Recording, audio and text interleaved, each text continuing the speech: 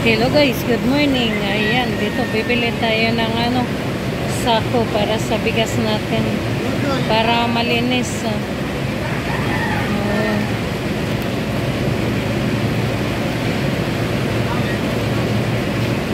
Ayun. Tapos, ito pala guys, meron pala silang bilihan din dito. Nagbebenta din sila ng itlog.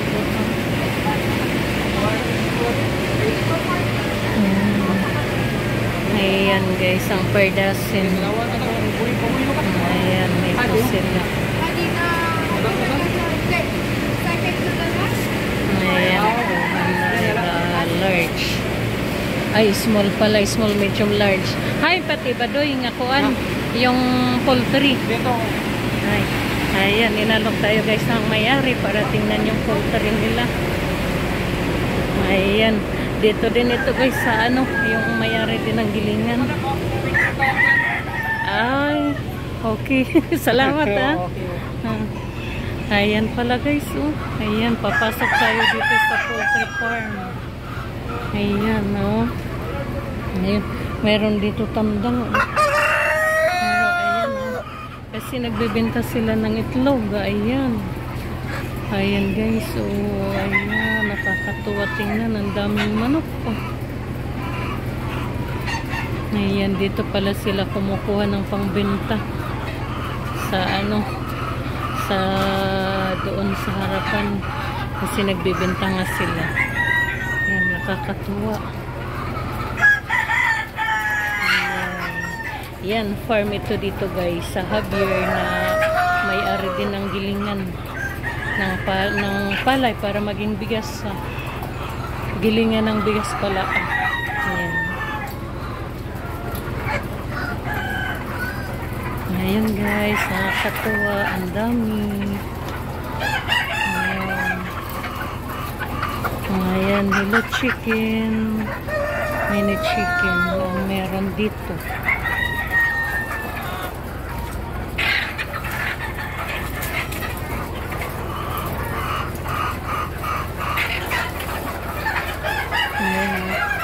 Siguro baka may ito guys, baka hindi lang 1,000 pieces.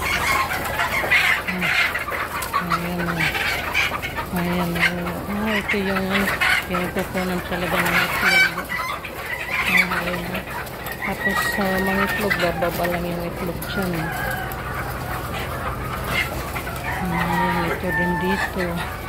Hello, Ruby. Oo, sandali lang. Nagpipicture lang ako. Ayan guys. So, ayan na yung mga itlog. Ayan. Ayan. Tapos, ito yung paligid din nila dito. Talagang napakaayos. Ayan. Nakabakod yung property siguro nila. Ayan guys. Maayos. Meron silang bantay dito na aso. Tapos yan, pabalik na tayo guys. Ayun. Hindi ko lang alam kung anong pangalan ng manok na ito. Ay, bakay pal. Ayan, ito dito guys. Ayan nabulabog natin sila. Ayan, sorry palabas na ako. Ayan, ipinakita ko lang sa inyo guys. Yung nila dito, igling tawag nila dito. Naku, labas tayo na. Pasensya na.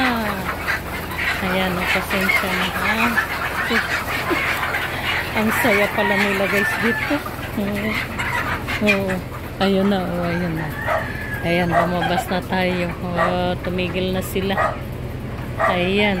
Ayun guys, sa sino man yung may gustong bumili ng maraming itlog. Ayan. Dito ito guys sa farm, dito sa Javier na din, rice mill. Meron silang paitlogan ng mga manok dito. Ayun. Nakalagay doon yung small, medium, large. XL pa yata meron. Ayan, punta lang kayo dito guys sa sa rice mill nila. Dito din yung ano, binibintang itlog. Siguro baka nagsusupply din ito doon sa Javier, doon sa ano, sa market, doon sa palengke. Ayan. Pero kung pupunta kayo dito sa farm nila, ayun, makakapamili kayo ng marami. Baka mas mababa pa yung presyo. Ayun guys, pinintulutan tayo na ano, na i-video natin. Ayan, nakakatuwa. Kikita ko yung mga itlog. Siguro nakapag-harvest na rin sila kasi marami nang nakadisplay doon sa harapan. Ayan, kukunti lang yung nakita natin dito. Na nandito sa gilid. Baka nag-ano na sila kanina. Ayan lang guys for today's video. Ayan, dito tayo sa farm ng ano, ng Javier Liti, farm ng mga manok. Ayan, salamat din sa may-ari, pinayagan tayo na ano, ipakita natin ito. Kasi nagbibideo ako kanina doon sa ano, sa ano nila, sa gilingan. Sabi niya tingnan ko daw kasi dito meron silang farm. Ayan, ito nga, natuwa ako. Ayun guys, nagpapawisan tayo pero napakaganda ng paligid nila dito. Ayun, nakita nyo naman guys, ipinakita ko yung paligid, ano, ang ganda. Tapos yung harap nito, yung bundok doon na nasa baba din yung palayan. Ayun guys, maraming salamat. Ayan, naasahan nyo guys, marami pa akong may papakita sa inyo na ano, mga magagandang view, maganda ding mga pupuntahan sa buwan na ito at saka sa susunod na buwan. Ayun guys, maraming salamat. Ay, opo. Maraming salamat guys sa panonood. Opo. Ayun guys, ang nagpaintulot sa atin yung may-ari dito na i-video natin. Ayan. Guys, huwag na pala kalimutan mag-like, comment, saka mag-subscribe para updated kayo guys sa susunod na video ko. Ayun, maraming salamat sa kapwa ko vloggers at saka silent viewers. Yan, maraming salamat guys at saka magandang araw sa inyong lahat. God bless.